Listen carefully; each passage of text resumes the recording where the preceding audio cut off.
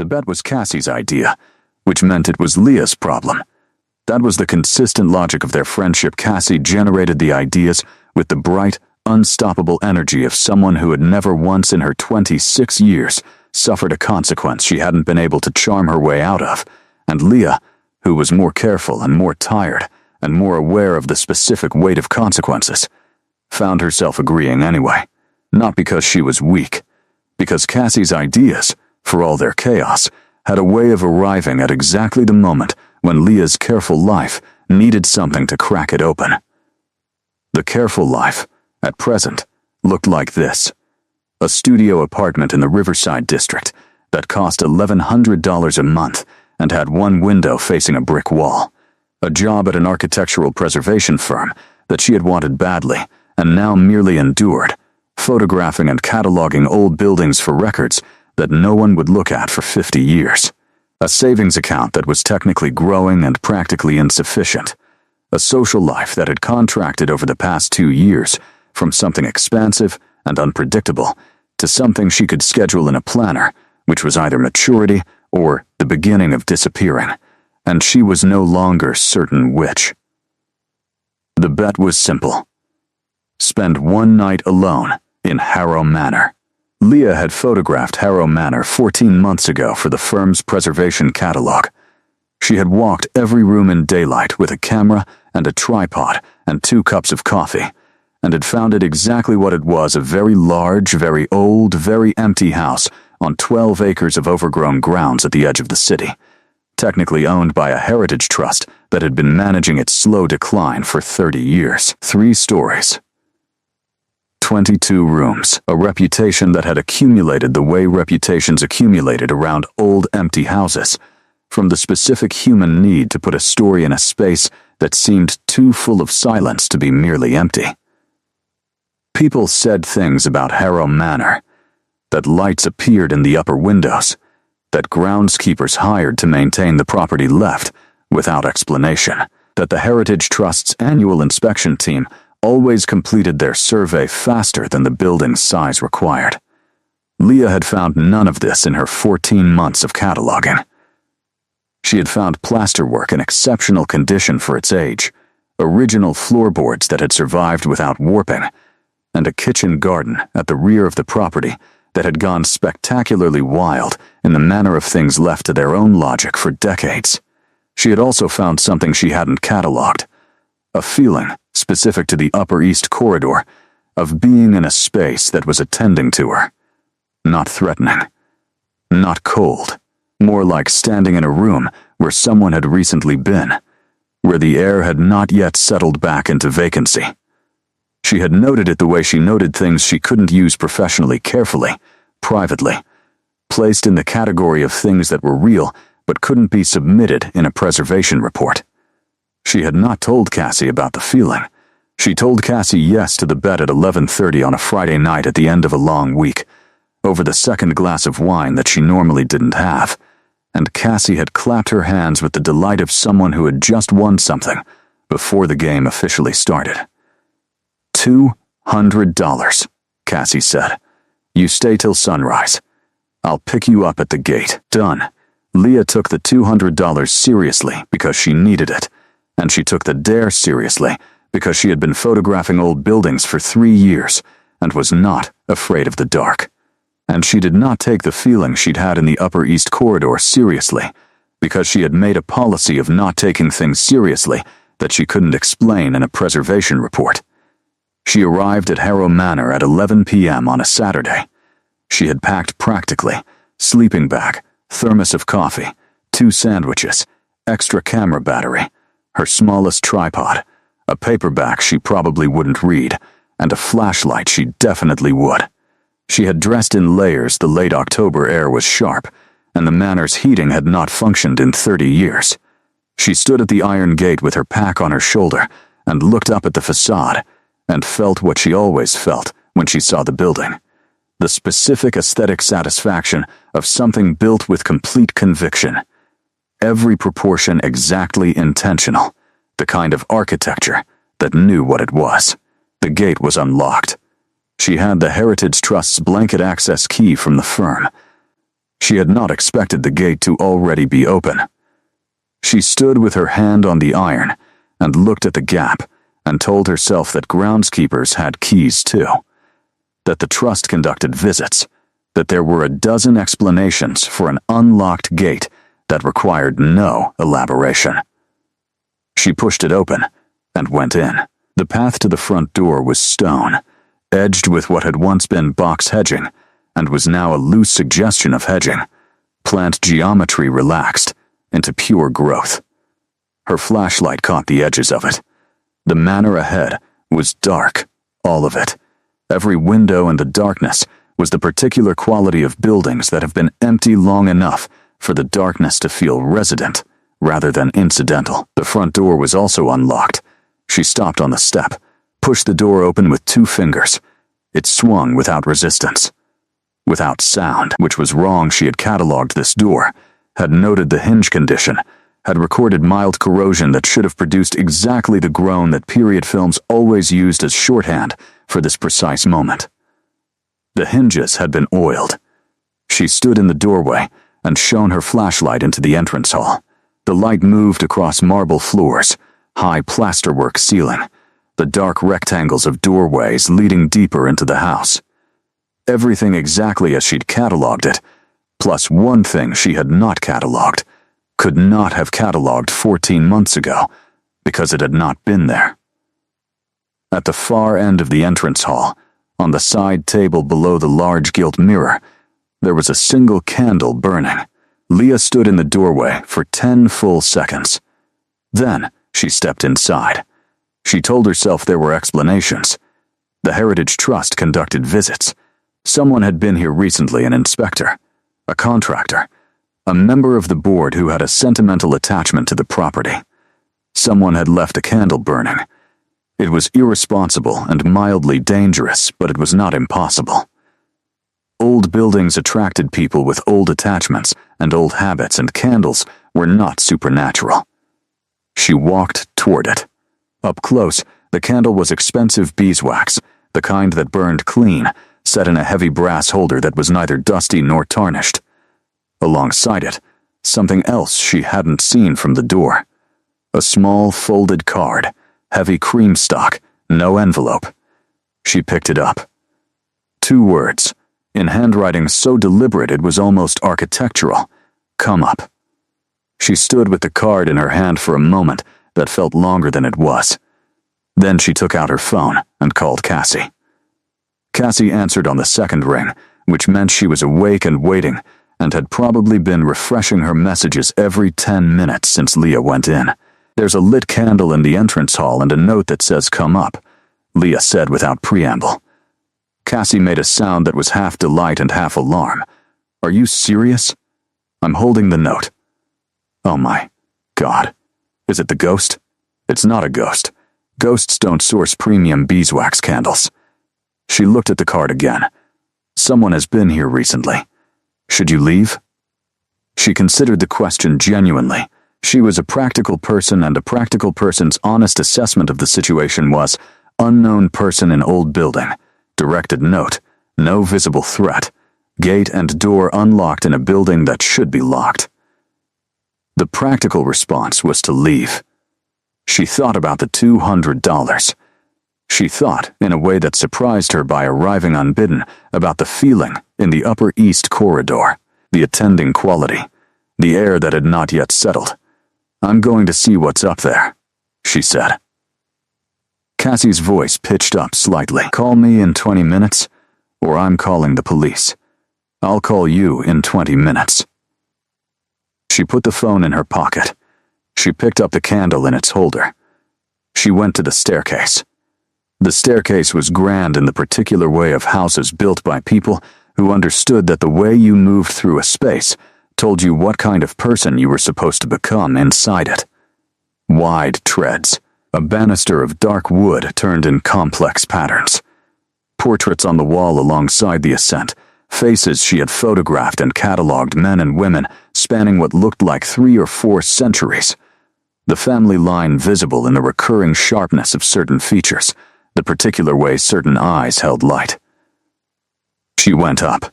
The upper landing was long, and the flashlight and candle between them made the darkness retreat to the edges, and the doors along the corridor were all closed, except one. Halfway down. Left side. Upper east corridor. She stopped. The open door framed a rectangle of warmer light, not artificial firelight. From inside, the amber flicker of something burning in a hearth. She could feel the warmth from here. She walked toward it. She stopped in the doorway. The room was a study, large, with bookshelves on 2 walls, a desk near the window, a fireplace with a real fire burning in it, actual wood, recently laid, the logs still carrying their full structure, newly lit.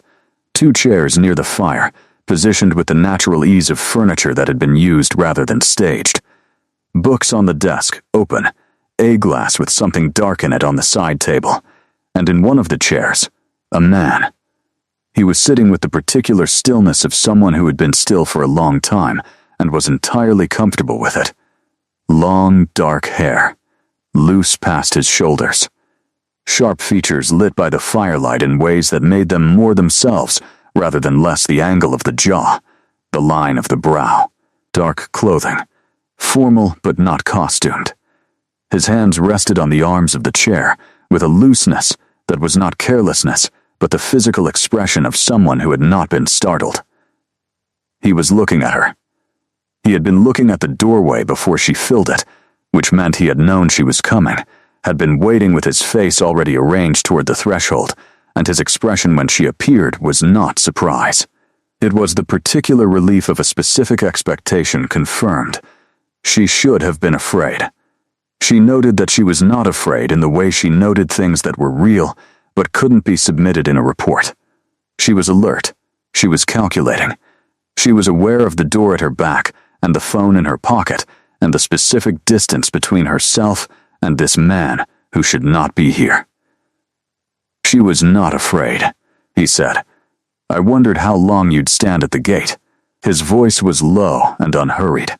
The voice of someone who had learned that silence was not an enemy, and words were worth taking time with. It carried the slight weight of an accent she couldn't immediately place, not quite British. Not quite anything she recognized, something older than current geography. You could see the gate from here? She said. He glanced toward the window. From the upper window, yes, he looked back at her. You stood for 47 seconds before you pushed it open. She filed that away alongside everything else she was filing. I didn't know anyone was here. I know. The candle and the note suggest otherwise. He was quiet for a moment. Then, those were for you specifically, not for the general case of someone arriving. He paused. Please come in. There's another chair. You've been in this room before. She had been in this room before. 14 months ago. Tripod and camera. 2 cups of coffee. She had photographed these shelves, this desk, the fireplace that had been cold and dark. She had stood in this room and felt the attending quality most strongly of anywhere in the house. She walked in. She did not sit immediately. She stood near the fireplace because it was warm, and she had been standing in the October cold, and the warmth was a physical fact that required no explanation or trust. She said, "Who are you?" He looked at her steadily. "My name is Aldrich."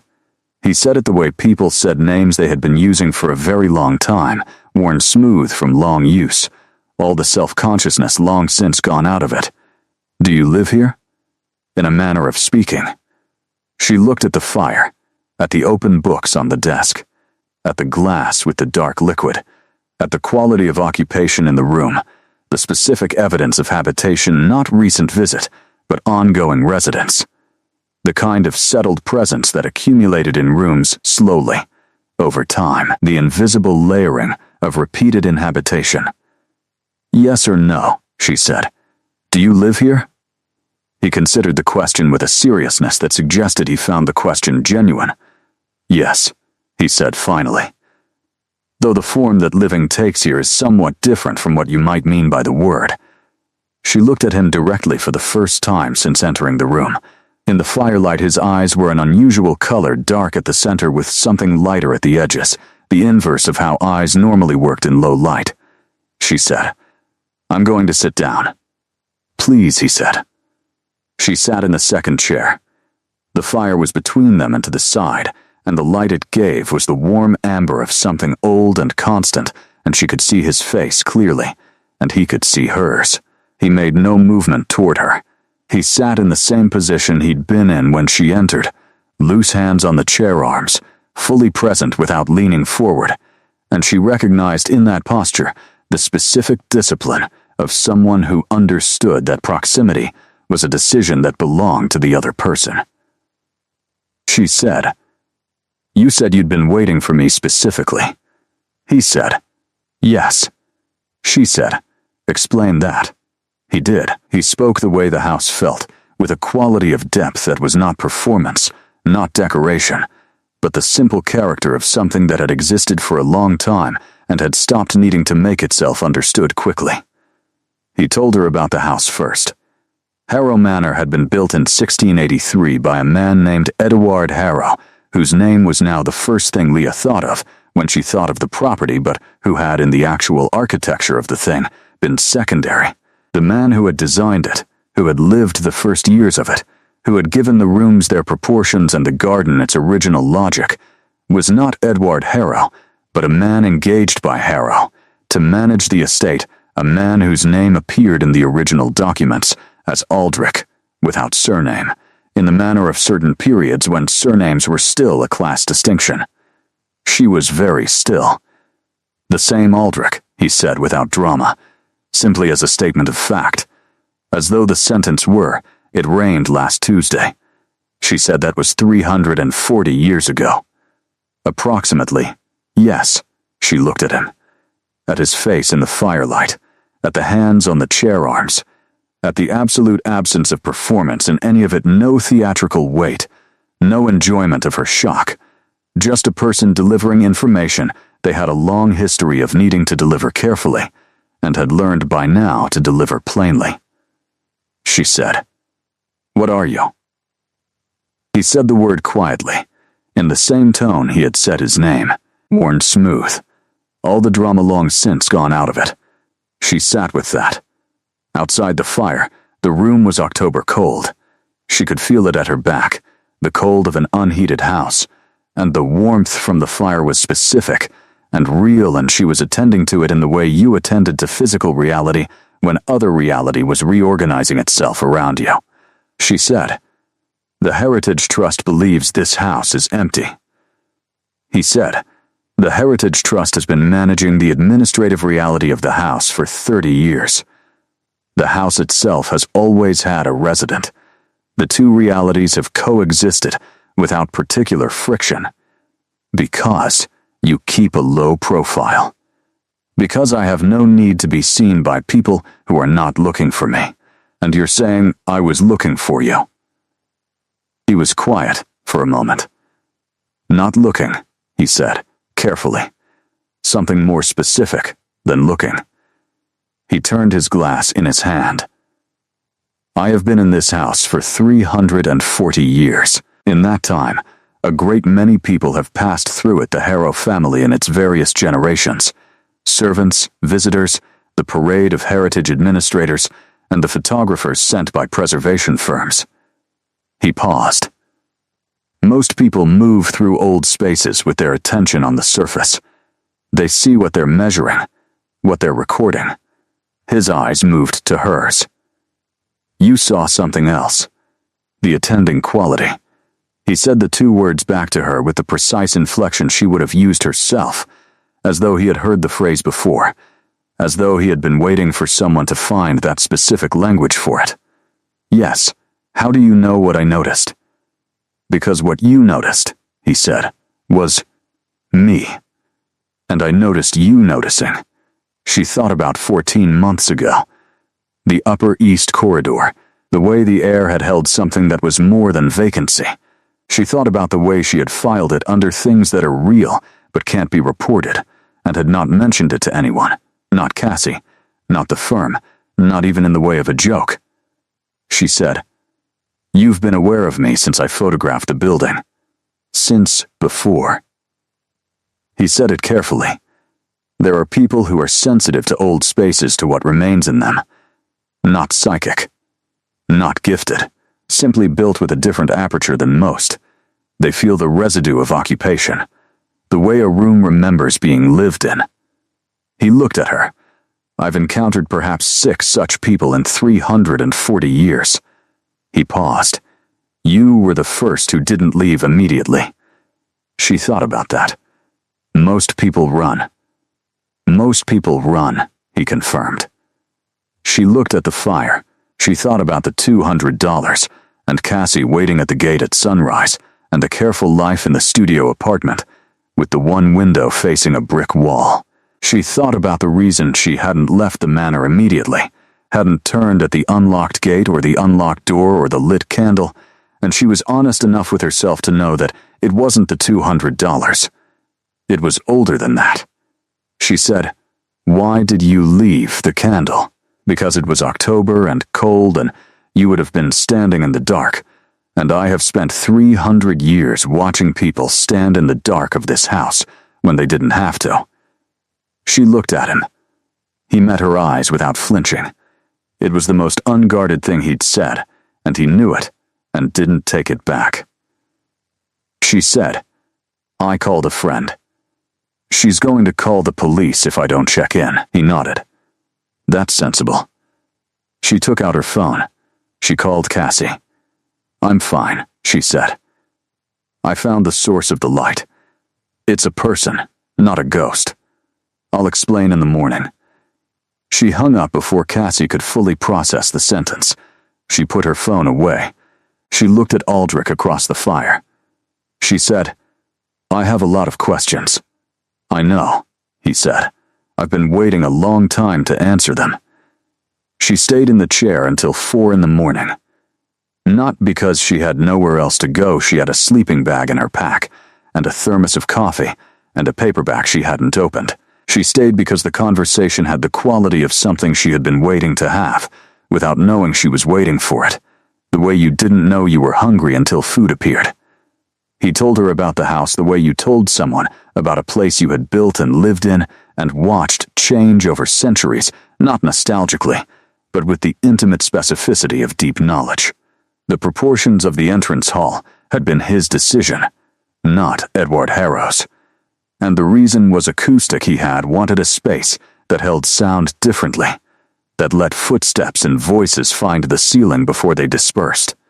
The kitchen garden at the back had been his design, organized on principles he had learned from a tradition that predated English formal gardening by several hundred years. The Upper East Corridor was the oldest part of the structure, the part he had finished first, the part where his presence was most accumulated. She asked him what that meant, presence accumulated. He thought about it. She was learning, precise with language in the way of someone who had watched language drift over centuries and had developed a specific relationship with exactitude. The way heat is retained in stone, he said. A room where nothing has happened is merely a room. A room where a great deal has happened, where a person has lived genuinely, thought hard, felt strongly holds something of that. Not a ghost, not an echo, more like a material record. The stone remembers warmth even after the fire is out. She had been photographing old buildings for 3 years and had never heard it expressed that way, and it was exactly right. Exactly the language for what she had always felt and never been able to articulate. She said, "Is that what I was feeling in this corridor?" "Yes, 340 years of my life are in these walls. You walked into it and felt it, because you were built to feel it." She looked at the bookshelves. 340 years of reading, she said. That's a lot of books. The flicker at the corner of his mouth. Not quite a smile, but the structural precursor to one. I've had to be selective. She stood and went to the nearest shelf without asking. He didn't stop her. She ran her fingers along the spines, the physical range of centuries, volumes in Latin and French and English across its own evolution, bindings from different eras with the different textures of different craft traditions. She pulled one out, a slim volume, English, the lettering on the spine worn to near illegibility. 1741, She read from the title page. He said, "I was in the middle of that when you photographed the building. I left it here when you came in." She looked at him over the top of the book. "You left the room when I was here?" I withdrew. He said it precisely. "I can move through the house in ways that don't announce themselves.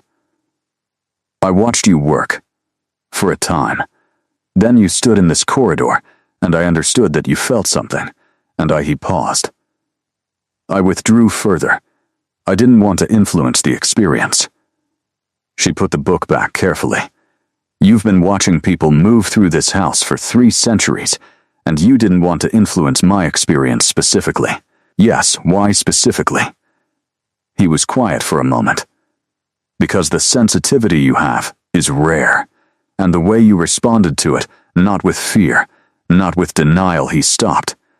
He looked at the fire. There was something in his face that was not quite the openness of someone who had decided to be transparent, but the expression of someone in the process of deciding, the movement toward it happening in real time. He said, "I have been in this house alone for a very long time. Not unhappily. I want to say that clearly I am not a figure of tragedy. I read. I maintain the property. I have a life, by my own measure. But I have also been waiting, without allowing myself to name the waiting, for someone to arrive in this house and see it not the preservation value, not the ghost stories, not the investment potential, but the house itself, as a place where someone has genuinely lived." She stood at the bookshelf and looked at him. He met her eyes. "You photographed every room," he said. "You spent 4 days here. You cataloged the plasterwork and the floorboards and the garden, and you wrote in your report that the property retained exceptional integrity of original character." He paused. "And then you wrote 1 extra line. Not in the official report, in your field notes." She felt very still. "How do you know about my field notes?" "Because you left them. On the 3rd day, when you went to get more coffee from your car, you left your field notebook on the desk in this room."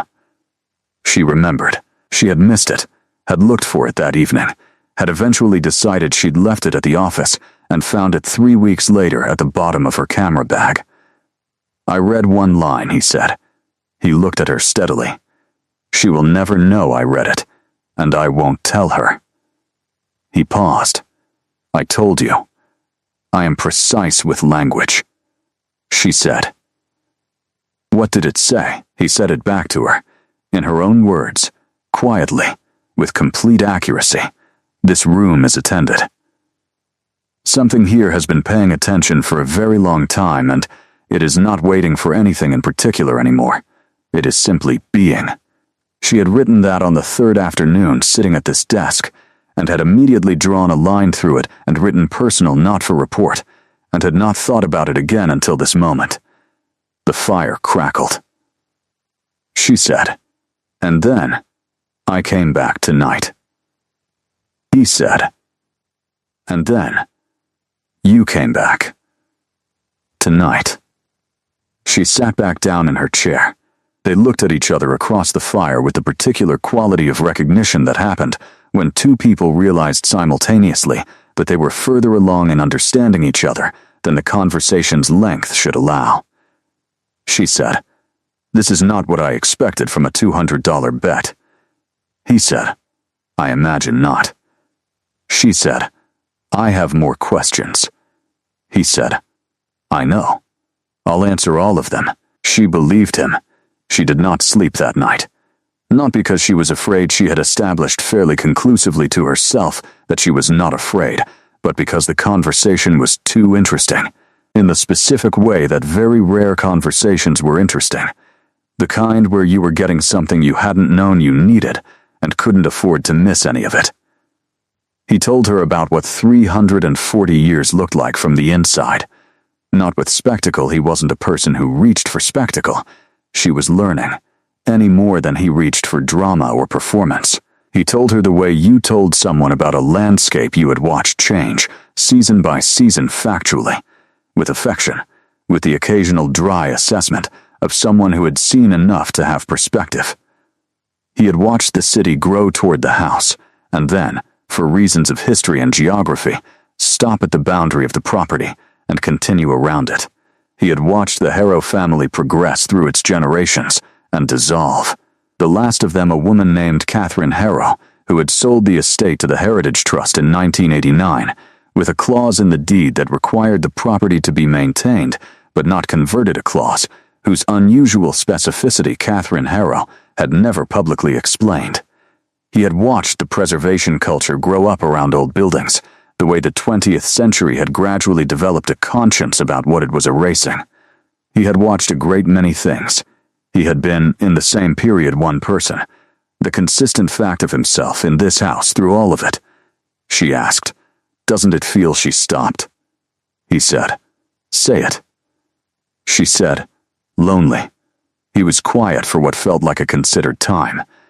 Then, there are different kinds of solitude. I have learned to tell them apart. He looked at the fire. The solitude of a space with no one in it is one thing. The solitude of a space where you are present but unseen is another. He paused.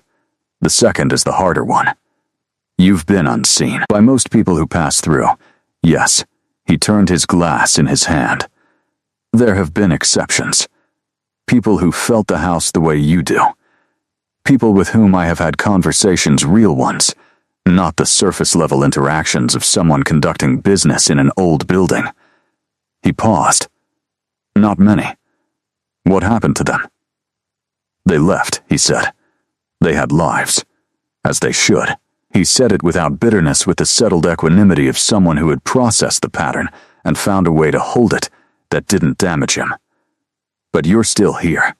I'm still here. She looked at him. She was a person who liked direct questions, and she was trying to formulate one, but the thing she was trying to ask was not quite a direct question yet. It was more like a direction she was moving in and hadn't yet named. She said, "What do you want from the people who see the house the way I do?" He considered this with the seriousness he gave every question that deserved it. Initially, he said, "I wanted what any isolated person wants. To be seen, to have the experience of being known." He paused.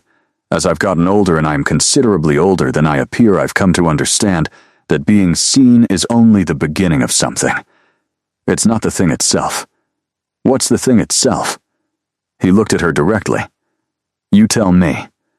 She thought about the studio apartment, the view of the brick wall, the careful life in the planner, growing smaller. She thought about the specific texture of the last 2 years, the way she had been moving through her own life, with the same surface attention she gave to old buildings, photographing the outside of things, cataloging, measuring, recording, without putting her hands in it. She said, "Being known by someone who stays." He said nothing. He didn't need to. His expression said that she had arrived at it. She said, "That's what you're waiting for." "That's what I've been waiting for," he said carefully, without allowing myself to call it waiting, "for a very long time." She looked at him across the fire. She was 26 years old, and he was 300 and something, and the firelight was warm, and the house was attending to both of them, and outside it was an October night with a $200 bet at the end of it, and she was aware, with the calm clarity of someone whose careful life had just opened a door she hadn't known was there, that she was standing at the edge of something. She said, "You said you've been waiting for me specifically." He said, "Yes. Not someone like me." "Me," he held her gaze.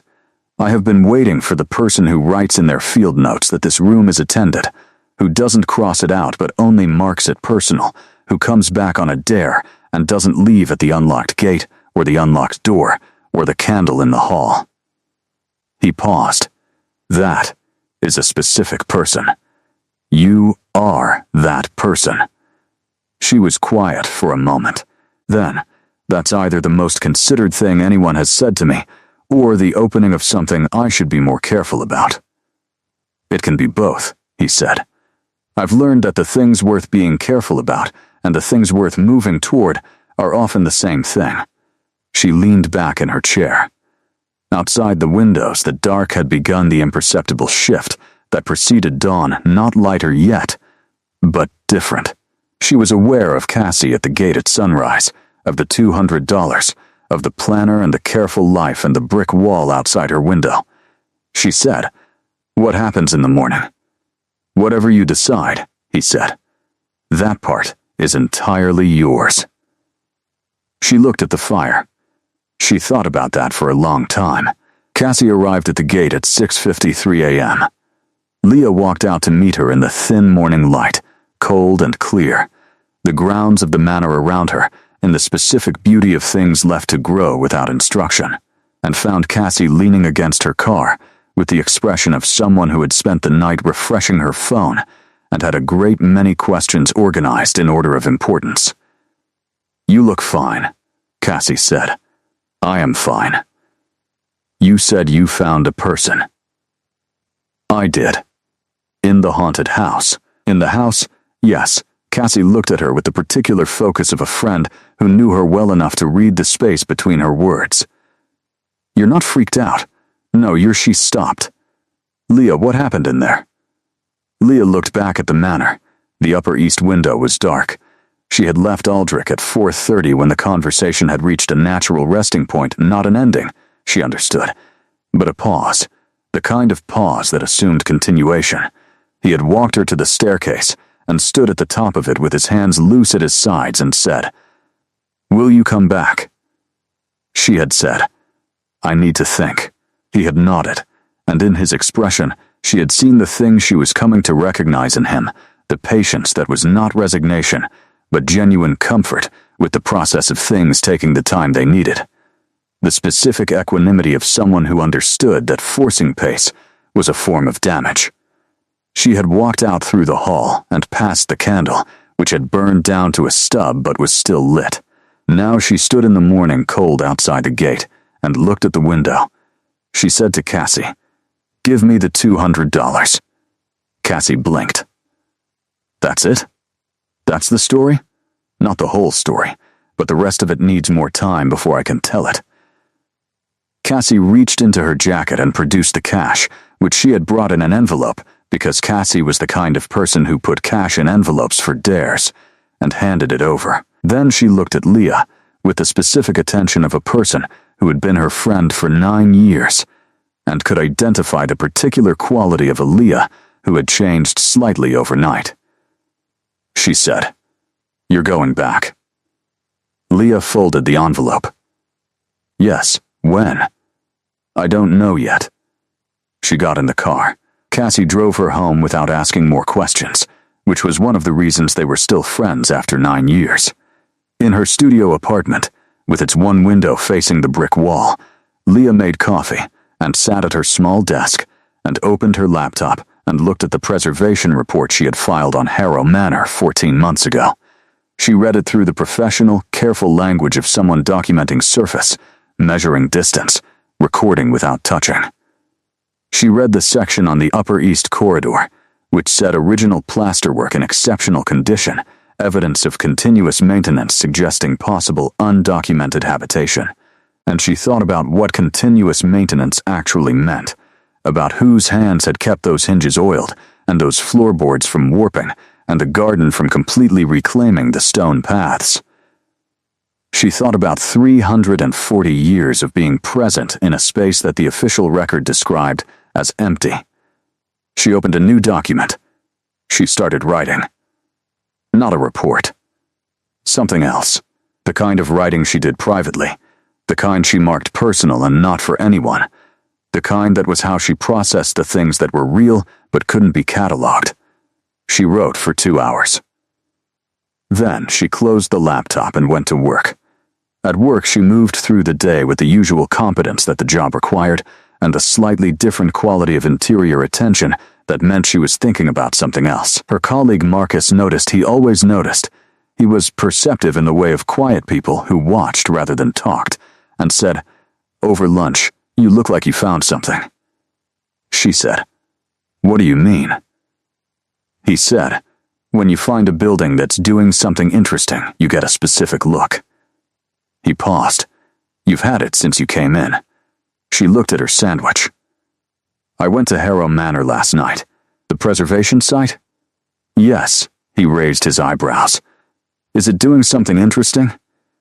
She thought about Aldrich in the firelit chair. About the beeswax candle and the field notes he had read and the very specific words, "I've been waiting for you specifically." She said, "More than I recorded in the original report." She went back to Harrow Manor on Wednesday. Not on impulse, she had thought about it carefully, in the methodical way she thought about buildings, considering what she knew and what she needed to know and what the structural logic of the situation required. She had made a list, which was how she knew she was serious. The list was long and specific and didn't include the $200. She arrived at 7 in the evening. The gate was unlocked. The front door was unlocked. In the entrance hall, the same brass holder, a new candle, burning. She stood in the hall for a moment, then called up the staircase. "I'm back." A pause. Then, from above, "I know. Come up." She went up. The study was warm and firelit, and he was in the same chair, a different book open on his knee. And when she appeared in the doorway, his expression was the same as the first night, not surprise, but the specific relief of a specific expectation confirmed. She sat in the second chair. She said, "I have more questions." He closed the book. "I know," she said. "I want to understand the practical reality of what this would mean, not the philosophical part, the practical part." He said, "Ask me anything." She took out her list. He looked at it. She had passed it across the small table between the chairs, because she was a person who worked better from documents, and she watched his face as he read it. And what she saw there was not amusement or condescension, but the thing she had begun to watch for, and that meant the most to her. Genuine attention. The full weight of his focus on her actual questions, treating them as what they were, which was serious. He looked up. He said, "Some of these I can answer with certainty. Some I can answer with honesty about my uncertainty." And one of them he paused. He set the list down. "One of them I can only answer by asking you something first." She said, "Ask." He said, "What is it that your careful life is missing?" She looked at him. She said, "You read my field notes." He said, "You said this room is attended, and something here has been paying attention for a very long time." He held her gaze. "What I am asking is what you need to be paid attention to." It was the most direct question anyone had asked her in 2 years, and the answer arrived immediately, the way answers did when you had been not asking a question for long enough, that the answer had nowhere else to go. She said, "The inside of things." He waited. She said, "I've been photographing surfaces for 3 years. Recording what's measurable, producing documents about the outsides of things that other people will look at in 50 years. She looked at her hands. "I am very good at seeing what's there. I am not good at," she stopped, "at being in the middle of it." He said, "Yes." She looked up. He said, "That's what this house has been, for 340 years. The inside of things. The part that doesn't appear in the preservation report." He paused. "That's what I can offer. If you're willing to come back." She said, "What does coming back mean?" He said, "It means whatever you decide it means." His voice was careful and certain. "I have learned not to build the architecture before the ground is ready for it." He looked at her. "But I can tell you what I hope it means." She said, "Tell me." He told her. He spoke for a long time, with the same precision he applied to everything, laying out what he hoped for in the organized way of someone who had thought about it extensively and understood that organized thinking was a form of respect. He hoped for company. Real company, the kind that required 2 people to be genuinely themselves, not performing for each other, not managing each other's impressions. He hoped for someone to share the house with, in the way that a house was meant to be shared, used, inhabited, lived in from the inside. He hoped for conversation like the one they'd had the first night, that particular quality of two minds finding each other's edges and being interested rather than threatened. He was careful about one thing. He said, "I want to be honest about the asymmetry. I have been here for 340 years, and I will continue for an unknown further period. You are 26, and your life has a shape that is still forming. Any arrangement between us is not symmetrical, and I will not pretend that it is." She said, "What does asymmetry mean in practice?" He said, "It means I won't ask you to give up your life for this house. Whatever this becomes, and I hope it becomes something, it has to be additive, not subtractive. You keep your work, your friend, your apartment. Whatever brings you back here comes from abundance, not from lack." She looked at him. That's an unusual position for someone who just said he's been waiting for a specific person for 300 years.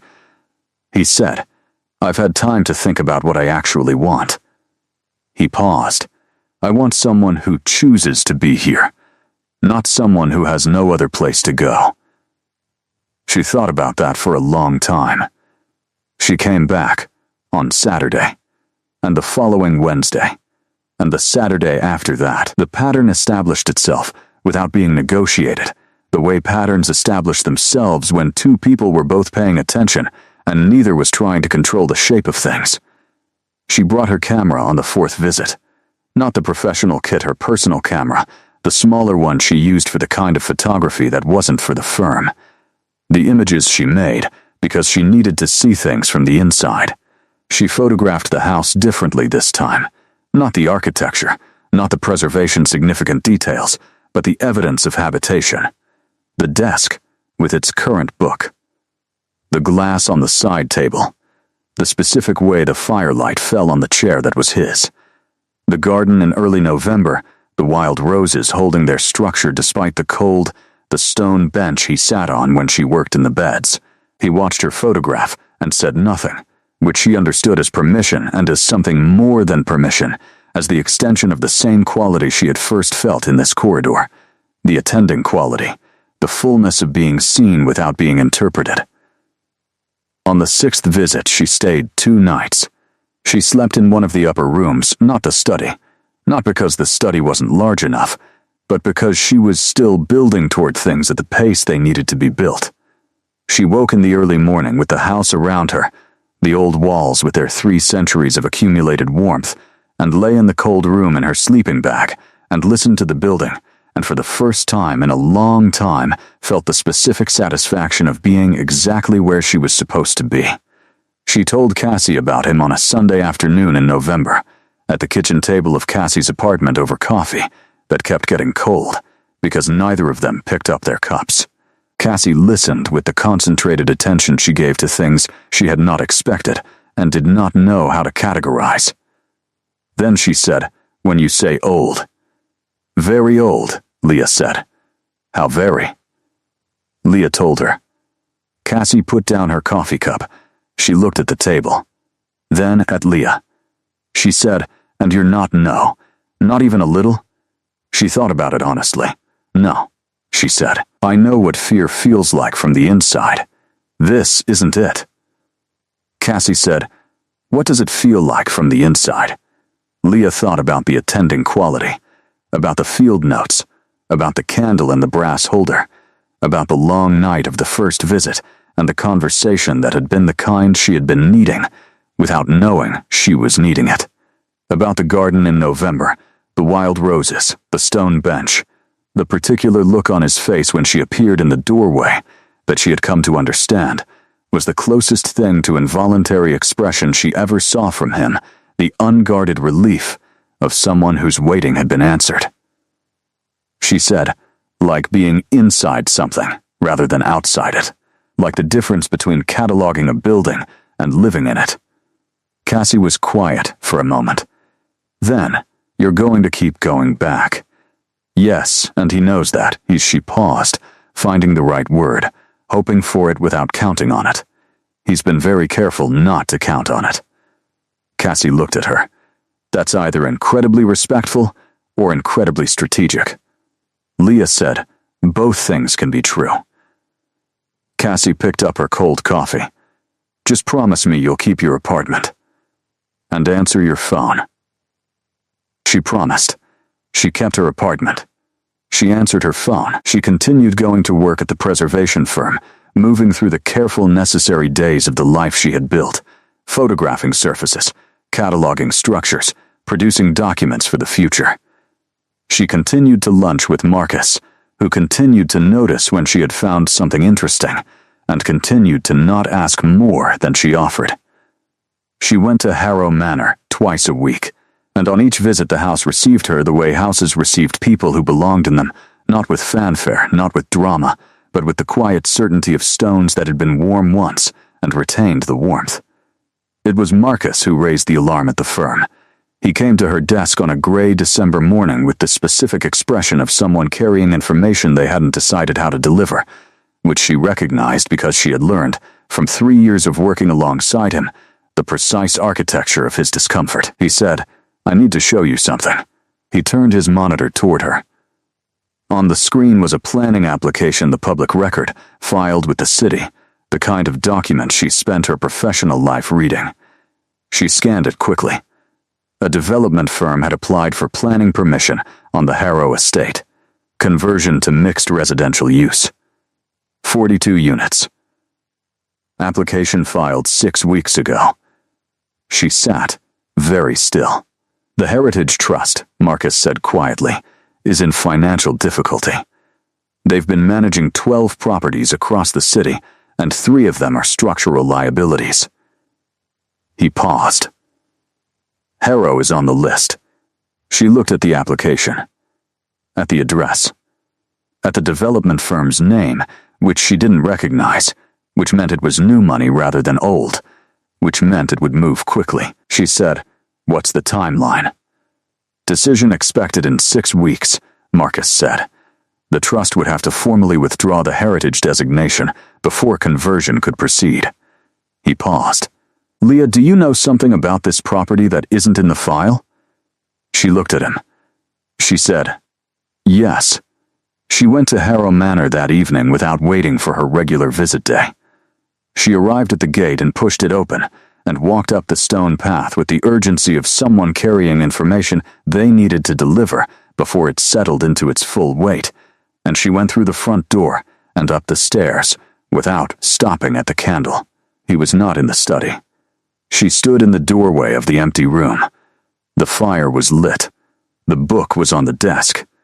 Everything exactly as it always was except for his absence, and she felt his absence in the room the way she had first felt his presence, as a change in the atmospheric quality, a shift in the density of the air. She said his name. From the corridor, behind her, "Here." She turned. He was coming from the direction of the east-facing rooms, the older part of the house, the part she hadn't fully explored. He was carrying a lamp in one hand, and his expression when he saw her face was immediate in its attention, reading her the way he read things that mattered. He said, "What's happened?" She told him. He was very still while she talked, the specific quality of his stillness that she now understood as not absence but complete presence, everything directed inward, processing. When she finished, he turned and walked to the window of the study and stood looking out at the dark grounds for a long time. She said, "Did you know?" "I knew the trust had concerns," he said. "I didn't know they'd reached this stage." She said, "What happens if the application is approved?" He said, "Without turning from the window, the house would be demolished or converted. Either way, what it is would not survive." "And you?"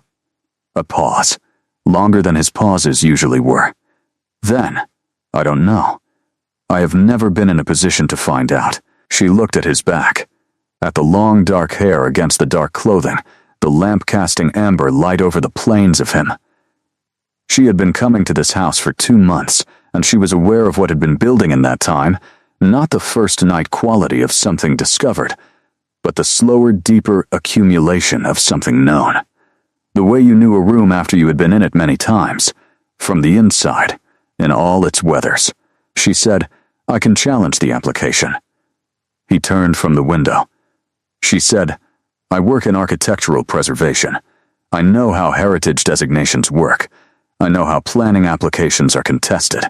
I have access to the professional and legal frameworks. She met his eyes. If the heritage designation was applied correctly, there are grounds to argue it can't be withdrawn for commercial development. The building has to demonstrate active historical significance, not just architectural significance. She paused. Continuous habitation constitutes active historical significance. He looked at her. Leah, I know, she said. I know what I'm saying.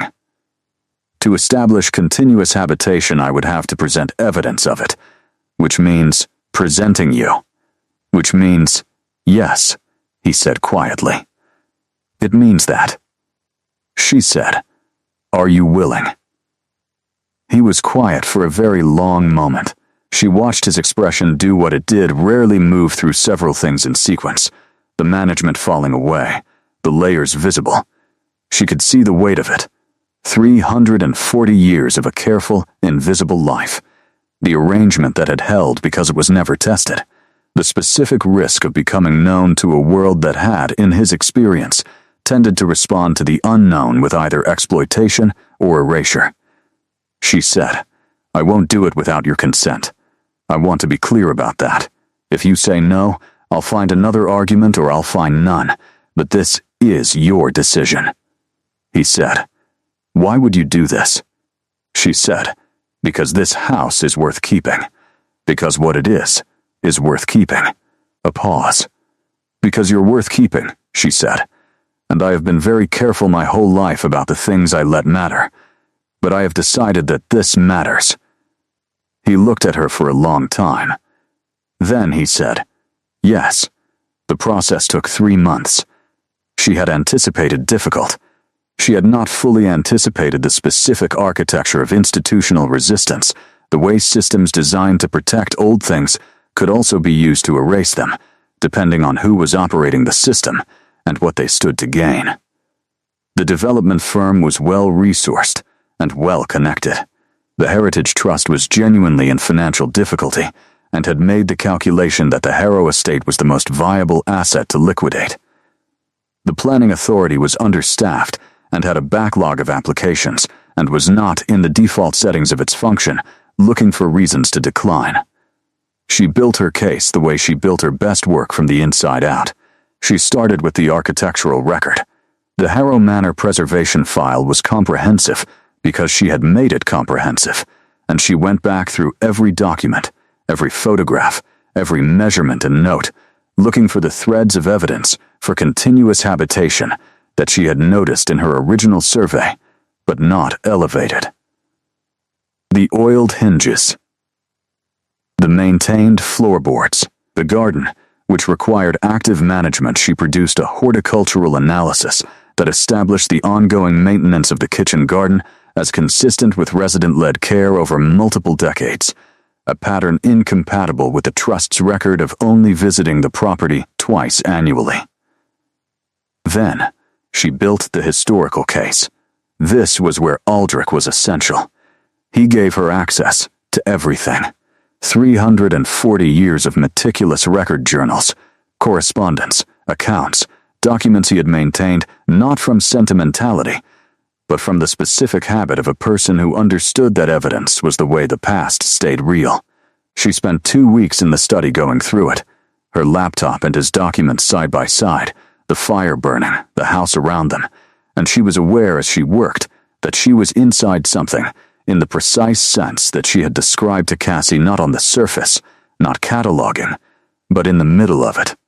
He sat with her while she worked, reading, sometimes answering questions when she had them, which was often, because the documents were dense and she needed context, and he was the context. There was a quality to those 2 weeks that she would return to later, in memory, as one of the clearest experiences of her life, the firelit study. The documents, the careful voice answering her questions, the specific feeling of doing important work in a place that was invested in the outcome. Marcus helped her with the legal framework. She hadn't told him everything, but she had told him enough that there was evidence of continuous habitation, that the habitation was documentable, that the person involved had been a long-term resident without formal legal recognition of that status.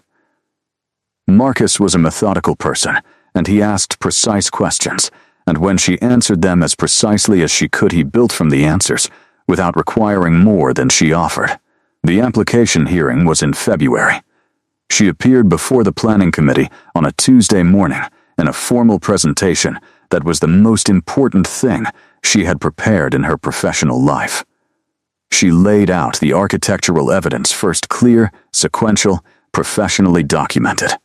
She laid out the historical habitation evidence, second the journals and correspondence and records, presented as a body of material consistent with a single continuous resident rather than multiple short-term occupants. She presented the horticultural analysis. She presented the acoustic and structural evidence she had found in the original survey that pointed to design decisions made by someone with long-term residential intention. She presented everything except his name and his nature, because those were his to give or not give, and he had not given them, and she had built the case so that she didn't need to. At the end, she said, "This property is not dormant. It is not abandoned. It is not an asset whose historical significance is historical only. It is a living archive. The evidence of continuous human habitation over 3 centuries is present in the physical structure, in the documentary record, and in the maintenance practices of the property. Demolition or conversion would not repurpose a historical building. It would erase an ongoing human story." The committee deliberated for 4 days. They denied the application.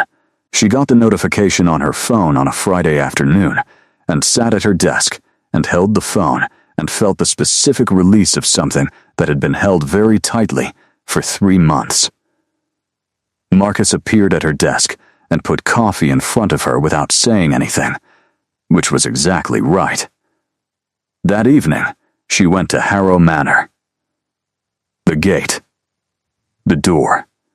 The candle. She went up the stairs and into the study, and he was in his chair, and when he saw her face, he stood.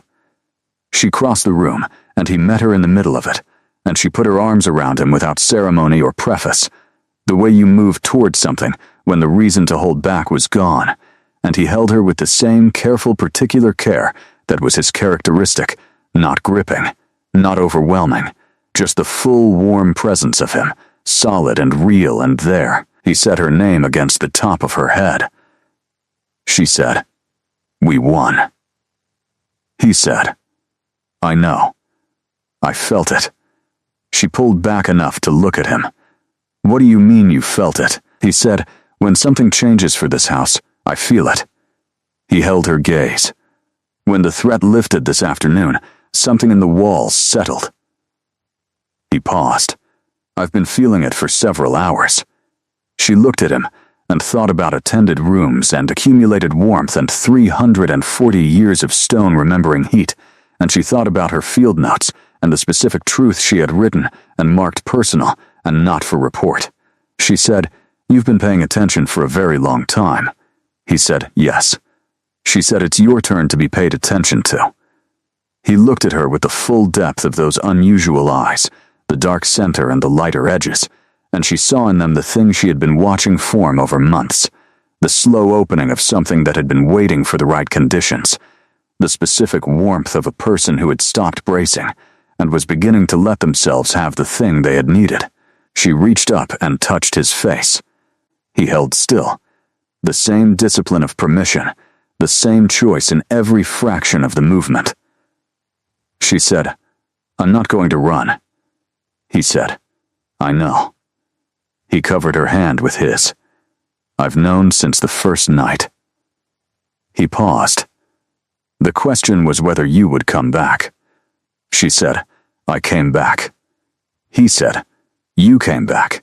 They stood in the middle of the firelit study with the house around them, old and warm and attending, the walls holding 340 years of living, and the beginning of something new in the amber light.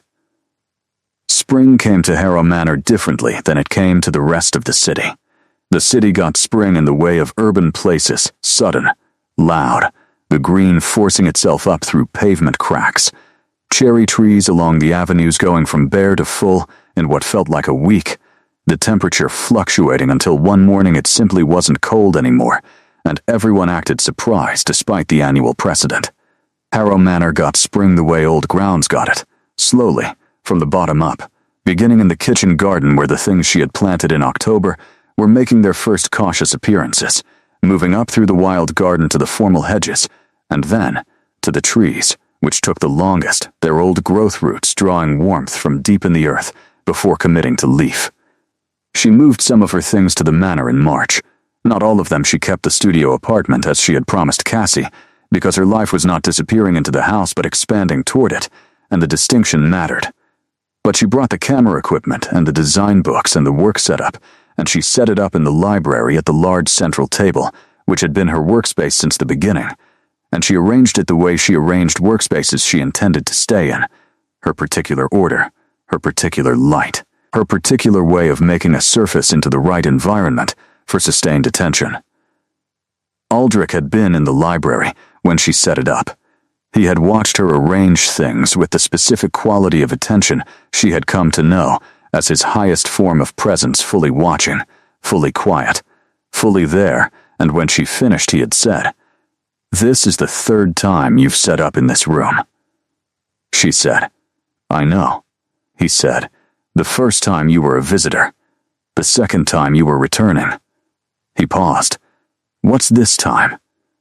She had thought about the answer before he asked it, in the way she thought about things that she knew were coming, and she said, "This time I'm staying." He said nothing. He didn't need to. She could read him now, with the fluency of someone who had been paying close attention to a person for months, the movement in his expression that was the unguarded version of him, the thing he didn't manage, the specific warmth that was not performance, but evidence. She worked in the library every day when she was at the manor, and he read in the armchair every afternoon, with the reliable consistency of someone who had done this every afternoon for decades, and who now had company for it. The quality of the parallel silence between them was different from the early months, less careful, less structured. The silence of people who had established the fact of each other, and were comfortable moving within it. She photographed the garden through spring, not for the firm personally. In the private photography, that was how she processed what was real. She documented the peonies she had planted in autumn, which were coming up now in exactly the spot she had placed them, exactly as slow as peonies always were, the leaves thick and dark and determined. She photographed the roses, which were this spring the best they had been in years. She had been working in the garden all winter, and the work showed. The plants responding with the cooperative generosity of things that had been cared for after a long period without it. She photographed Aldrich, eventually, not to display, not for documentation. Because he was part of what was real, and she needed to see things from the inside, and the inside of her life now included him, specifically, the particular quality of him and the particular quality of this house, and she needed to record it in the way she recorded things that were worth keeping. He was in the garden the first time she photographed him, sitting on the stone bench with a book, mid-afternoon, the spring light finding the long dark hair and the sharp angles of his face, and doing the thing outdoor light did to him, getting through the indoor composure, finding the warmer version underneath. She raised the camera without announcing it. He looked up. He looked directly at the lens with an expression that was steady and open and entirely himself. She lowered the camera. He said, "You can take it." She said, "I know. I wanted to ask first." He said, "You didn't ask." She said, "I was about to." He held her gaze with the faint precursor to the smile. "Then go ahead." She raised the camera again. She took the photograph. She looked at it in the small screen afterward, and it was exactly what she had wanted, not staged, not performed, not the surface of him, but the inside of him. The specific depth of someone who had been paying attention for a very long time and knew how to hold still for it. She showed it to him. He looked at it for a long moment. She couldn't immediately read his expression. Then he said, "I haven't seen myself in a photograph before." She was very still. He said, "Photography wasn't common until the mid-19th century, and by then I was being quite careful about visibility." He paused. "I've seen my reflection, obviously, but not this." He looked up at her, not from the outside, the way another person sees me. She said, "Do you like it?" He said, "I don't know." He looked at the image again. "I look like someone who is paying attention." She said, "You are always paying attention." He said, "Yes, but I didn't know it was visible." She said, "It's very visible." He held her gaze. She saw in his face the particular combination she had come to love most in him, the depth and the warmth, and underneath both of them, the thing she had felt first in this corridor. Before she even knew him, the attending quality. The fullness of being in a space that had been waiting for a long time, and had finally received what it was waiting for. She sat down beside him on the bench. He closed his book. They sat in the spring garden, and she thought about the dare, and the $200, and the first night in the firelit study, and the 3 months of twice-weekly visits, and the planning committee, and the winter, in the library, and all the careful incremental steps of a person who had been building towards something without letting herself name it until it was fully present and real. She said, "I want to tell you something." He said, "Tell me." She said, "I know you said that what this becomes should be additive, not subtractive, that I keep my life and this is additional." She paused. "I want you to know that it doesn't feel additional anymore. It feels central." He was quiet. She said, "I'm not saying that as pressure. I'm saying it as information, the same way you gave me information in the beginning." He turned to look at her fully. He said, "I have been careful not to let myself want too much." He said it with the honesty of someone naming a long habit. Because wanting too much from something you can't guarantee has historically been the beginning of the damage. She said, "I know." She met his eyes. "I'm not asking you to stop being careful. I'm asking you to let the evidence update the calculation." He looked at her for a long moment. The spring garden was around them, the peonies coming up from the autumn planting, the old roses gathering their new growth, the manor behind them with its warm amber windows in the afternoon light. He said, "What's the evidence?" She said, "I came back. Every time you let me decide, I came back." He said, "Yes." She said, "So update the calculation." He was quiet. Then he reached out and took her hand. Not the ceremony of the early months, not formal, not structured, not the management of impression. Just the simple gesture of a person reaching for the person they wanted to be near. He said, "I want you here. Not because the house needs a resident. Not because I've been waiting. Because you are specifically you, and being near you is the most real I have felt in a very long time." She said, "That's the most direct thing you've said to me." He said, "I've been practicing." She laughed, the real one, the unguarded kind, and leaned against him, and he put his arm around her with the same careful warmth that was his characteristic, and the spring garden was warm, and the peonies were coming up from the earth, and the house was attending to both of them with the full weight of everything it had accumulated, and held, and kept. The summer that followed was the best one she could remember. Not because it was dramatic, it wasn't. It was the opposite of dramatic. It was the particular richness of ordinary days in a place that felt right. The slow accumulation of a life being lived from the inside rather than documented from the surface. She worked at the library table in the mornings, her design commissions spread across the central surface in the deliberate organization of someone who needed visual order to think. She worked in the garden in the afternoons when the light was right, and the garden was responding to a full season of care in the way of things that had been patient for a long time and were now flowering without reservation.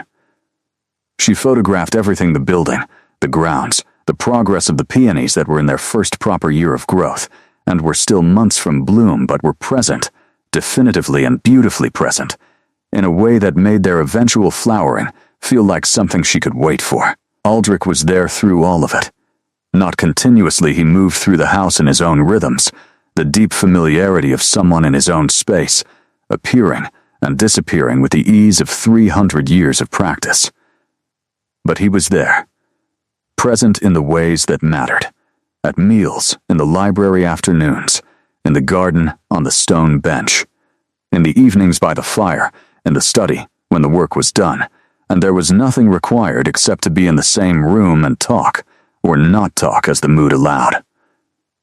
She brought Cassie in July. She had been building toward it since spring, not because she was uncertain she was not uncertain, but because Cassie was her closest person, and she wanted to introduce these two parts of her life with the care they both deserved. Cassie arrived at the gate on a Saturday afternoon with sunglasses and the specific energy of someone who had been waiting for this moment for 7 months and had a great many observations stored up. She stood at the gate and looked up at the Manor facade and said, "It's beautiful." "It is," Leah agreed. Cassie looked at her. "You look different." "Different how?" "Like something is open." She turned back to the Manor, something that was closed before. They went in. Aldrich met them in the entrance hall with the particular composed attention that was his natural register, and Cassie shook his hand and looked at him with the assessing intelligence she applied to everything she decided mattered, and Leah watched them both and felt the warmth of seeing two things she loved occupy the same space. Afterward, in the kitchen where Leah had learned to make tea on the large old range, Cassie sat on the counter the way she sat on counters and said, "He's extraordinary. Yes, he looks at you like you're the most interesting thing in any room." Leah poured the tea. "I know. Does it feel like enough? Being here? Being chosen by someone who she stopped, finding the right words. Someone with that much history." Leah thought about the attending quality, the field notes, the candle in the brass holder. 340 years of stone remembering warmth. She thought about the October garden and the spring garden, and the library afternoons and the single photograph on her camera of a man looking directly at the lens with an expression that was steady and open and entirely himself. She said, "It doesn't feel like enough. It feels like exactly what it is." "Which is the right amount?" Cassie looked at her for a long moment. Then she picked up her tea. She said, "Okay," she said, "I need you to know I'm glad you went back that first morning instead of taking my $200 and going home." Leah said, "I took the $200. Cassie said, "And then you went back." "Yes, good," Cassie said. "That's what I mean.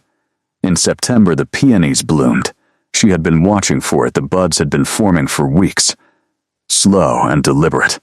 The plant taking its time in the way of things that didn't rush toward their own flowering. She was in the garden on a Tuesday morning when she saw it. The first bloom opening, pale pink, the petals unfurling, with the particular softness of something that had been held a long time and was finally letting itself be what it was. She went to find Aldrich. He was in the study with a book, and he looked up when she appeared in the doorway, and she said, simply, "Come see." He came. They stood together in the kitchen garden and looked at the peony, the first bloom of a plant she had put in the ground on an October afternoon the year before, while he sat on the stone bench and asked if she was assuming they'd be here to see it. She had said, "I'm assuming we'll have the choice." She had the choice. She was here. He stood beside her and looked at the bloom and then at her, and she turned and looked at him. And the late September garden was warm and golden, and the manor behind them was full of everything it had always been full of, and now full of something new as well. The specific warmth of a life being lived in it the way it was meant to be lived, from the inside, with full attention, with the willingness to be in the middle of things, rather than cataloging their surfaces. She said, "I'm not going anywhere." He said, "I know."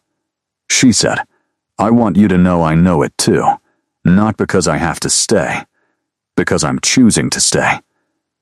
He said, "There's a difference." She said, "Yes, and I'm telling you which one this is."